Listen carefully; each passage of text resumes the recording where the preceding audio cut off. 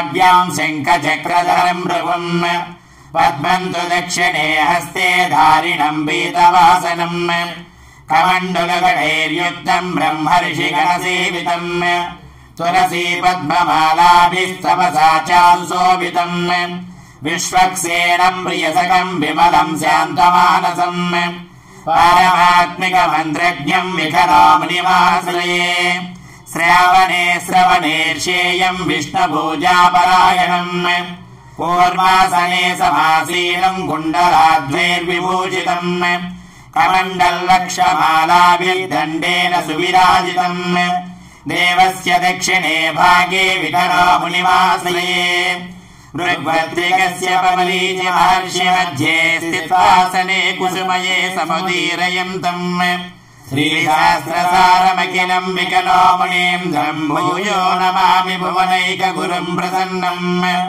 हेमच्छादम् स्फटिकसदृशम् विद्युडोत्पत्तिभाजम् दिव्यानाथम् कुशलपरिषत्केतनम् दण्डपाणिम् वेदारावम् रुरुमयमहावाहनम् दोश्चतुष्कम् बिम्बीजन्तम् विखरसमहम् प्राप्तवन्तम् भजामि येषामासीदादिवैखानसानाम् जन्मक्षेत्रे नैमिषारण्यभूमिः देवो येषाम् देवकी पुण्यराशिः तेषाम् पादद्वन्द्वपद्मम् प्रपद्ये नारायणम् सकलम् सकलामरेन्द्रम् वैखानसम् मम गुरुम् निगमागमेन्द्रम्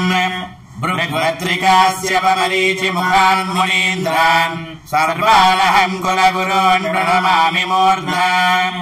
अभवाय मनोभवाय जलजातोदर सम्भवाय च जगताम् प्रभवाय साक्षिणे गुरुवर्याय नमो नमः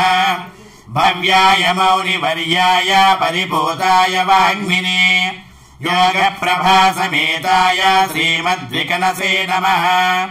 लक्ष्मीवल्लभ संकल्प वल्लभाय महात्मने श्रीमद्विकनसे भूयात् नित्यश्री नित्यमङ्गलम्